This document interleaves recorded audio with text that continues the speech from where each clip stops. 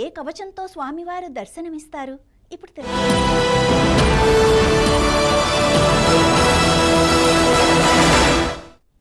నమస్తే, welcome to 9+ news. పసుపు పండుగకు వేళైంది. టీడీపీ మహానాడు అట్టహాసంగా ప్రారంభమైంది. ఈసారి సరికొత్తగా హైబ్రిడ్ పద్ధతిలో జరుగుతున్న ఈ కార్యక్రమం తొలి రోజే కీలక ప్రకటనలకు వేదికైంది. మహిళా సాధికారతే లక్ష్యంగా పార్టీ జాతీయ వర్కింగ్ ప్రెసిడెంట్ నారా లోకేష్ చారిత్రాత్మక తీర్మానాన్ని ప్రవేశపెట్టారు. పార్లమెంటు ఆమోదంతో సంబంధం లేకుండా 2029 ఎన్నికల్లో మహిళలకు టీడీపీ తరపున 33% సీట్లు కేటాయిస్తామని ప్రకటించి సంచలనం సృష్టించారు. మరోవైపు సీఎం చంద్రబాబు నాయుడు తన విజన్ ప్రసంగంతో పార్టీ భవిష్యత్ ప్రస్థానంపై, రాష్ట్ర ప్రగతిపై స్పష్టమైన దిశానిర్దేశం చేశారు. మంగళగిరిలో జరుగుతున్న ఈ మహానాడులో 1875 క్లస్టర్లలో లక్షలాది కార్యకర్తలు వర్చువల్ గా పాల్గొన్నారు.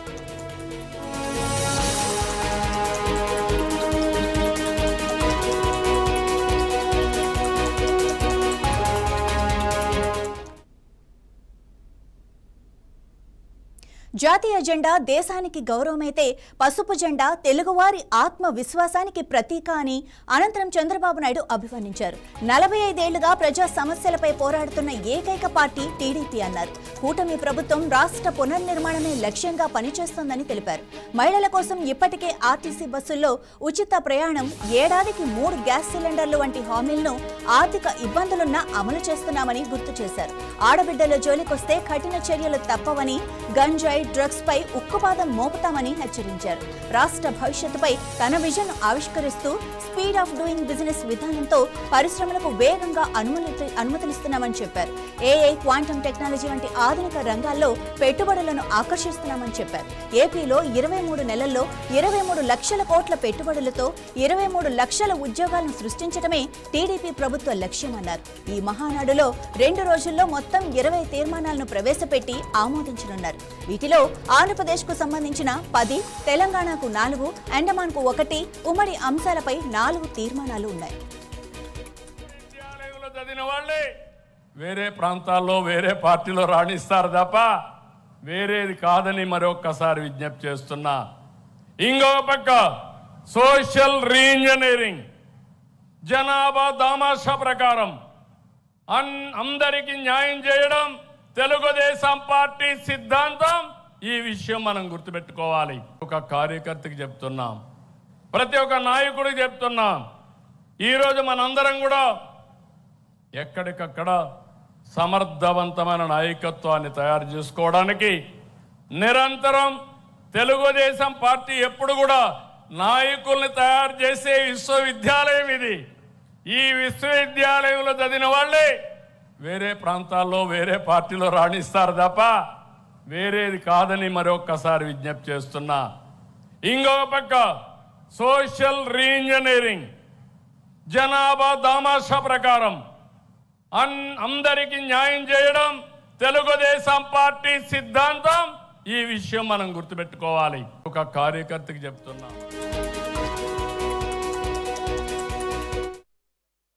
టీడీపీ 2 రోజుల మహానాడు మంగళగిరిలోని పార్టీ కేంద్ర కార్యాలయంలో వైభవంగా మొదలైంది. పార్టీ అధినేత AP CM Chandrababu Naidu party పథకాన్ని ఆవిష్కరించి ఎన్టీఆర్ విగ్రహానికి నివాళులర్పించి కార్యక్రమాన్ని లాంఛనంగా ప్రారంభించారు. ఈ మహానాడును పూర్తిగా మహిళలకు అంకితం చేస్తున్నట్లు ప్రకటించారు. తొలి రోజు కార్యక్రమంలో ప్రధాన ఆకర్షణగా నారా లోకేష్ కీలక ప్రకటన నిలిచింది. మహిళలను లబ్ధిదారులుగా మాత్రమే చూడటం లేదని, నిర్ణయాధికారం ఉన్న శాసనకర్తలుగా చూడాలన్నదే తమ లక్ష్యమని లోకేష్ స్పష్టం చేశారు. కేంద్ర మహిళా రిజర్వేషన్ బిల్లును అమలు చేసినా చేయకపోయినా రాబోయే 2029 సార్వత్రిక ఎన్నికల్లో మహిళలకు టీడీపీ 33% సీట్లు కేటాయించి తీరుతుందని ప్రతిజ్ఞ చేశారు. లోకేష్ ఈ తీర్మానాన్ని ప్రవేశపెట్టగానే సభా ప్రాంగణం చప్పట్లతో మార్మోగింది. మహిళలకు విద్యా ఉపాధి అవకాశంలో 33% రిజర్వేషన్ అందించిన వ్యక్తి మన సిబిఎన్. మహిళలకు విద్యా ఉపాధి అవకాశంలో 33% రిజర్వేషన్ అందించిన వ్యక్తి మన సిబిఎన్. మహిళలకు విద్యా ఉపాధి అవకాశంలో 33% రిజర్వేషన్ అందించిన వ్యక్తి మన సిబిఎన్. మహిళలకు విద్యా ఉపాధి అవకాశంలో 33% రిజర్వేషన్ అందించిన వ్యక్తి మన సిబిఎన్. మహిళలకు విద్యా ఉపాధి అవకాశంలో 33 భద్రాద్రి కొత్తగూడెం జిల్లా అశ్వారావుపేట నియోజకవర్గంలో పామాయిల్ రైతులకు రైతు సంఘ నాయకులు కీలక సూచనలు చేశారు. ప్రభుత్వ రంగ సంస్థ టీజీ ఆయిల్ ఫెడ్ పై జరుగుతున్న అసత్య ప్రచారాలను నమ్మొద్దని రైతులకు పిలుపునిచ్చారు. అశ్వారావుపేట మండలం అప్పారావుపేట పామాయిల్ ఫ్యాక్టరీలో నిర్వహించిన విలేకరుల సమావేశంలో రైతు సంఘ నాయకుడు మద్దినేని వెంకట మాట్లాడుతూ కొందరు ప్రైవేట్ శక్తులు స్వార్థ ప్రయోజనాల కోసం ప్రభుత్వ సంస్థను బలహీనపరిచే ప్రయత్నాలు చేస్తున్నారని ఆరోపించారు.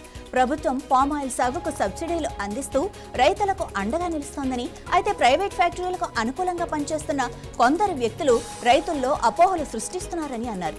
ముఖ్యంగా ఆంధ్ర ప్రాంత ఫ్యాక్టరీల ప్రయోజనాల కోసం కొందరు రైతులను తప్పుదోవ పట్టిస్తున్నారని ఆరోపించారు.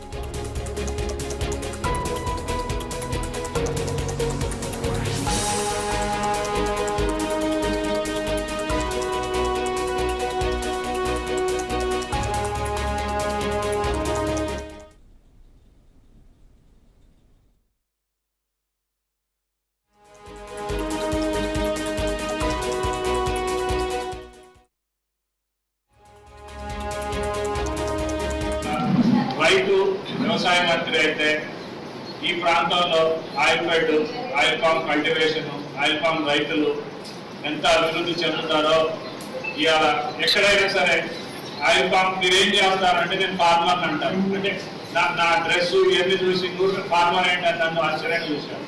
ఏం చేస్తున్నారు? ప్రైవేట్ సెక్టర్ ఇంకా ఆరంభం కాలేదు. గాడ్రేజ్ ఉన్నా కూడా కొద్ది మండలాల్లో ఉన్నాయి. అది కూడా వాళ్ళకి టీజీ ఆయిల్ ఫెడ్ని ఎప్పుడు మింగేద్దామా అనే ఒక దురాలోచనతోనే ఉన్నారు. ఎందుకంటే ఇవాళ ఇండియా మొత్తం మీద TG oil fed, recovery formula కానీ, ఓఈఆర్ కంపెనీస్ అమలు చేయాలనేది ఒక అనధికారిక జీవో ఉంది. ఎందుకంటే ప్రైవేట్ కంపెనీలు ఏవి కూడా వాళ్ళ ఓఈఆర్ ఈ రోజు వరకు డిక్లేర్ చేయట్లేదు. తెలంగాణ ఆయిల్ ఫెడ్ ప్రతి ప్రాంతంలో మంచి లేటెస్ట్ అంటే హైయెస్ట్ రికవరీ వచ్చే మెషినరీని ఇంప్లాంట్ చేస్తూ ఫ్యాక్టరీని అన్ని ప్రాంతాల్లో కట్టడం మొదలుపెట్టి, ఇది తుమ్మల నాగేశ్వరరావు తీసుకున్న ఫస్ట్ స్టెప్ అండి. ఆయన విజన్ ఏంటంటే ప్రతి పెద్ద జిల్లాల్లో ఆయిల్ పామ్ ఫ్యాక్టరీలు పెద్దది కావచ్చు, చిన్నది కావచ్చు, కట్టుకుంటూ పోతే ఆ ప్రాంతంలో కల్టివేషన్ అనేది ఆటోమేటిక్ గా వస్తుంది. ప్రైవేట్ కంపెనీలో ఏంటంటే వాళ్ళు ఫ్యాక్టరీ కట్టకూడదు, ఎందుకంటే వాళ్ళకి బిజినెస్ ఆలోచన. గవర్నమెంట్ తెలంగాణ ఆయిల్ ఫెడ్ ఏంటంటే పామ్ ఆయిల్ ఎక్స్పెన్షన్ అనేది ఈ సాగులో ఉన్న ఇన్కమ్ ని గుర్తించి ఇది తెలంగాణ మొత్తం విస్తరించాలనేది ఒక ప్రాసెస్. అనంతపురం జిల్లాలో గంజాయి సరఫరా ముఠాపై పోలీసులు భారీ ఆపరేషన్ నిర్వహించారు. ఈ కేసులో గంజాయి సరఫరా కింగ్ పిన్ పికారి సురేష్తో పాటు మొత్తం 14 మందిని పోలీసులు అరెస్టు చేశారు. వారి వద్ద నుంచి సుమారు 7 కిలోల గంజాయిని స్వాధీనం చేసుకున్నారు. ఎన్టీఆర్ కాలనీ, బుడ్డప్ప నగర్ ప్రాంతాలకు చెందిన వారే ఈ ముఠాలో ఉన్నట్లు పోలీసులు గుర్తించారు. గంజాయి వినియోగిస్తున్న వ్యక్తులపై నిఘా పెట్టడంతో ఈ ముఠా గుట్టురట్టయిందని పోలీసులు తెలిపారు. ఈ కేసుకు సంబంధించిన వివరాలను జిల్లా ఎస్పీ జగదీష్ వెల్లడించారు. గుంతకల్లు రైల్వే స్టేషన్ వద్ద కిలో గంజాయిని 10,000 చొప్పున కొనుగోలు చేసి చిన్న ప్యాకెట్లుగా మార్చి యువతకు అధిక ధరలకు విక్రయిస్తున్నట్లు దర్యాప్తులో బయటపడింది. పలువురు అనుమానితులకు గంజాయి టెస్టింగ్ కిట్లతో పరీక్షలు నిర్వహించిన పోలీసులు గంజాయి సేవిస్తున్న వారికి కౌన్సిలింగ్ కూడా నిర్వహించారు. పరీక్షల్లో పాజిటివ్ వచ్చిన వారిపై ప్రత్యేక నిఘా కొనసాగిస్తున్నట్లు అధికారులు తెలిపారు.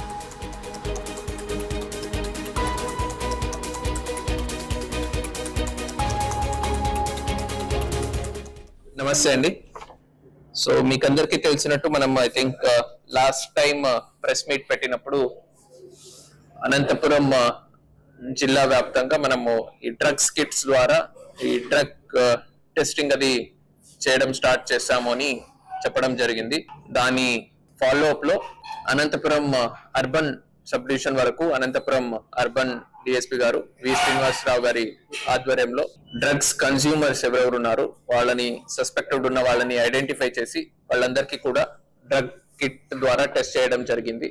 దాంట్లో దాదాపు పాజిటివ్ వచ్చిన వాళ్ళనందరినీ కూడా మనము అదుపులోకి తీసుకొని వాళ్ళందరినీ కూడా ఇంట్రాగేట్ చేయడం జరిగింది. వాళ్ళ ఇంట్రాగేషన్ స్టేట్మెంట్ బేసిస్ మీద వాళ్ళకి ఎవరు సేల్ చేశారు వాళ్ళని మనము ఐడెంటిఫై చేయడం జరిగింది. సో వాళ్ళ పలానా ఏరియాలో పలానా వ్యక్తి అని ఎగ్జాక్ట్ గా వాళ్ళు చెప్పలేకపోయినప్పుడు మనము స్టింగ్ ఆపరేషన్ చేసి వాళ్ళని మళ్ళీ అదే ఏరియాకి పంపించి ఎవరు వాళ్ళకి సేల్ చేస్తున్నారు వాళ్ళని మనము లైవ్ లో ఐడెంటిఫై చేయడం జరిగింది.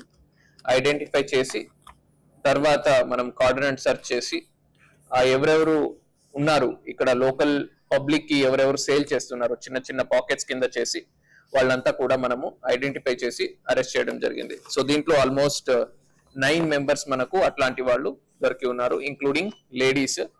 చిన్న చిన్న పాకెట్స్ కు తీసుకొని దాన్ని జనరల్ పబ్లిక్ కి 50 గ్రాములు 100 గ్రాములు 10-20 గ్రాముల కింద ప్యాక్ చేసి అమ్ముతున్నారు.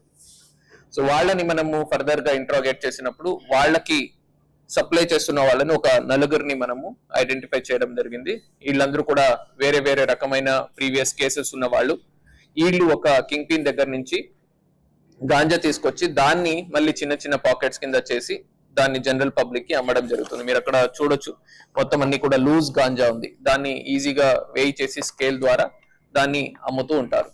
సో ఆ 4 కూడా మనము ఇంట్రాగేట్ చేసినప్పుడు ఒక మెయిన్ ఉప్పల్, నాగోల్, మేడ్చల్, కొండాపూర్ ఆర్టీఏ కార్యాలయాల్లో ఏసీబీ అధికారులు ఆకస్మిక దాడులు నిర్వహించారు. ఏజెంట్ల ద్వారా డ్రైవింగ్ లైసెన్సులు, ఇతర వాహన రిజిస్ట్రేషన్లు అక్రమంగా జరుగుతున్నాయన్న సమాచారంతో హైదరాబాద్ రేంజ్ డీఎస్పీ శ్రీధర్ నేతృత్వంలో ఏసీబీ బృందాలు తనిఖీలు చేపట్టారు. ఆర్టీఏ ఏజెంట్లు, డ్రైవింగ్ స్కూల్ నిర్వాహకులను అధికారులు అదుపులోకి తీసుకుని విచారిస్తున్నారు. అంతేకాకుండా కార్యాలయంలోని ఎంవీఐలను సైతం ఏసీబీ అధికారులు విచారణ చేస్తున్నారు. అక్రమ లావాదేవీలకు పాల్పడుతున్నారన్న ఆరోపణలతో ఏజెంట్ల మొబైల్ ఫోన్లను స్వాధీనం చేసుకుని కాల్ డేటా, వాట్సాప్ చాటింగ్లను పరిశీలిస్తున్నారు. లైసెన్సుల జారీ, రిజిస్ట్రేషన్లో అవకతవకలు జరిగాయా అనే కోణంలో దర్యాప్తు కొనసాగుతోంది.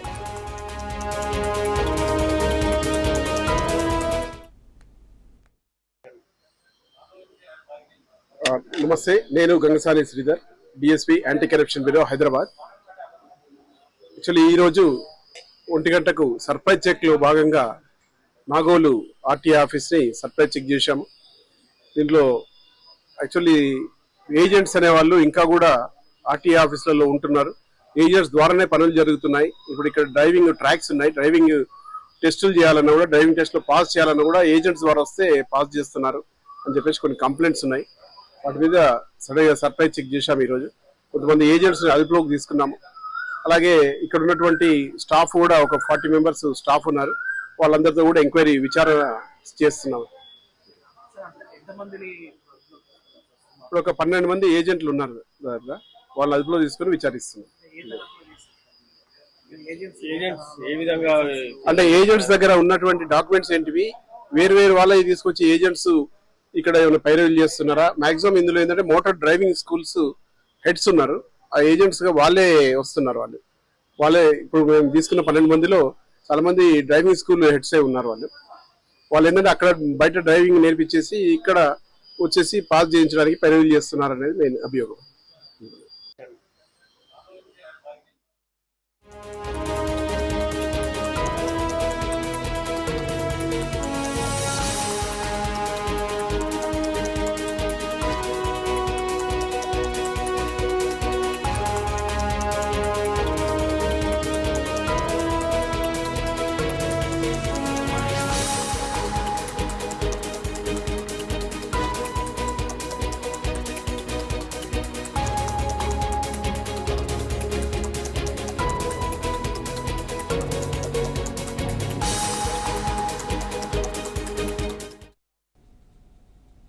తడిసిన ధాన్యాన్ని కూడా కొనుగోలు చేస్తామని రైతులు అధైర్యపడొద్దని ఆలేరు ఎమ్మెల్యే బీర్ల ఐలయ్య తెలిపారు. ఆర్టీఏ కృష్ణారెడ్డికి ఫోన్లో ఈ మేరకు ఆదేశాలిచ్చి రైతులకు భరోసానిచ్చారు. 2 రోజుల పాటు వివాహ వార్షికోత్సవాన్ని ముగించుకొని వచ్చిన ఐలయ్య అన్ని కొనుగోలు కేంద్రాల్లో రైతులకు భరోసా కల్పించే కార్యక్రమానికి దిగారు. ప్రతి గింజను కొంటామని హామీ ఇచ్చారు.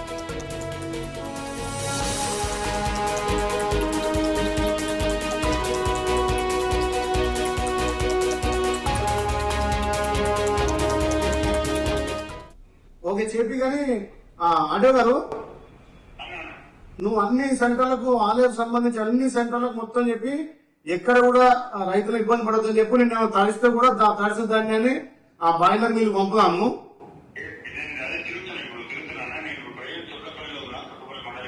ఎందుకంటే నేను వర్షానికి వచ్చిన రైతులు భయపడతారు.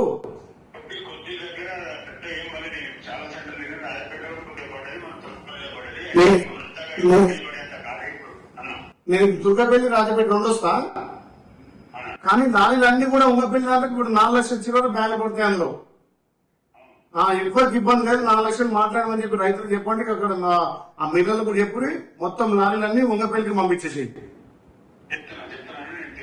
ఎందుకంటే వాతావరణం మెత్తపడగా కొంచెం రైతు భయపడతారు. ఎక్కడ కూడా రైతు ఇబ్బంది పడదు. నా అంటే కూడా కొంచెం బాయిలు మళ్ళీ పంపుతామని చెప్పండి.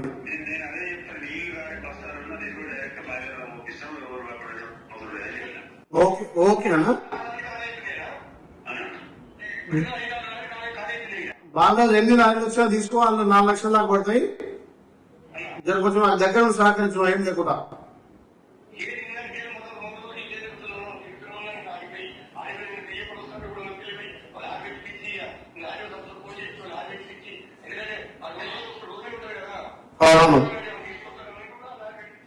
వాళ్ళు రాజకీయం చేస్తుంది తప్ప ఏం లేదు. మనకు ఎక్కడైనా మనం ఫాస్ట్ గా ఉంటున్నాం. పోయినసారి కంటే ఇప్పుడు చాలా ఎక్కువ వచ్చింది ప్యాడీ, అయినా ఫాస్ట్ గా ఉంటున్నాం. జూన్ అయిపోయి జూన్ 10 దాకానే జూన్ మే ఇంటి వరకే కథ చేస్తున్నాము.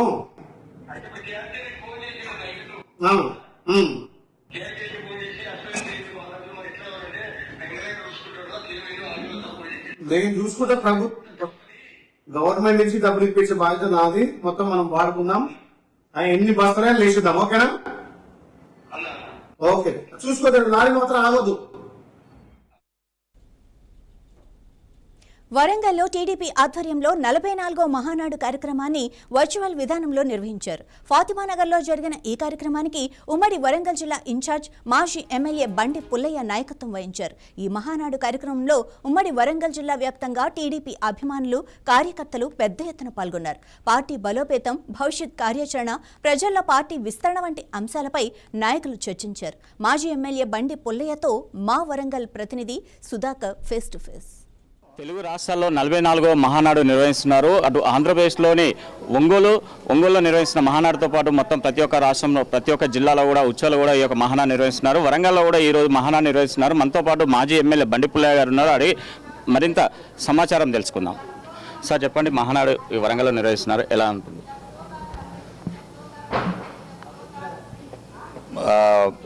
మహానాడు వరంగల్ ప్రాంతాన నిర్వహించడం అంటే హైదరాబాద్ తర్వాత వరంగలే పెద్ద పట్టణం. అన్ని ప్రాంతాలకు ఏదైనా సరే ఈ ప్రాంతం నుంచే ప్రచారం కావాల్సిన అవసరం ఉంటుంది. గతంలో చేసిన తీర్మానాలను మహానాడుల ఇప్పుడు అమలైనయా కాలేదా అని బేరీజ్ చేసుకోవాల్సిన అవసరం ఉన్నది. ఇప్పుడు చేసే తీర్మానాలను భవిష్యత్తుకు అమలైతేయా కావా అనేది కూడా మనం ఎప్పటికప్పుడు దాన్ని సమీక్ష చేసుకోవాల్సిన అవసరం ప్రతి కార్యకర్తకు, ప్రతి నాయకునికి ఉన్నప్పుడే ఈ పార్టీ ఏమన్నా పెరిగే అవకాశాలు ఉంటుంది.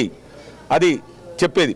అదే కాకుండా ఆంధ్ర ప్రాంతానికి వచ్చినప్పుడు ఒక పద్ధతి ఉన్నది, తెలంగాణ ప్రాంతానికి వచ్చినప్పుడు ఇంకో పద్ధతి ఉన్నది. తెలంగాణలో పేదరికం ఎక్కువ, తెలంగాణలో బీసీ, ఎస్సీ, ఎస్టీలు ఎక్కువ, మైనారిటీసు. ఆంధ్ర చూస్తే కొంత పెద్ద మనుషులు పరిపాలనే కనపడుతుంది తప్ప కానీ కింది సెక్షన్లను మాత్రం విస్మరించే పరిస్థితి అన్ని గవర్నమెంట్ లోపల వస్తున్నది. అది మంచిది కాదు. మన తెలంగాణకు వచ్చినప్పుడు మాత్రం ఖచ్చితంగా ఇక్కడ సామాజిక రాజకీయాలను ముందుకు తీసుకుపోవాల్సిన అవసరం మన మహానాడు నుంచి, ఈ మహానాడు నుంచి కొనసాగించవలసిన అవసరం ఉన్నది. ఎందుకంటే బీసీలకు రిజర్వేషన్ లేవు, మహిళలకు లేవు, ఈ పరిశ్రమలకు లేవు. అది ప్రపంచీకరణ వచ్చిన తర్వాత పరిశ్రమలకు కూడా దీన్ని ఆసరా చేసుకొని ఉన్న అధికారులందరూ, ఉన్న ముఖ్యమంత్రులైనా ఏ మంత్రులైనా సరే దాన్ని ఎవరిని కూడా పేదవాళ్ళను రాణిస్తాం లేదు, గరీబులను ఆ పరిశ్రమలకు ఎంటర్ రాణిస్తాం లేదు. అలాంటి గవర్నమెంట్లు ఇక్కడ ఉన్నాయి, అక్కడ ఉన్నాయి, అంతటా ఉన్నాయి. కాబట్టి వాటన్నింటినీ విస్మరించి అందరినీ పేదలను ఇంక్లూడ్ చేసుకోవాల్సిన అవసరం ఉన్నది. పక్కన మన తమిళనాడు లోపల ముఖ్యమంత్రి వచ్చిండు, ఆయన మొదటి నుంచే స్టార్ట్ చేస్తున్నాడు.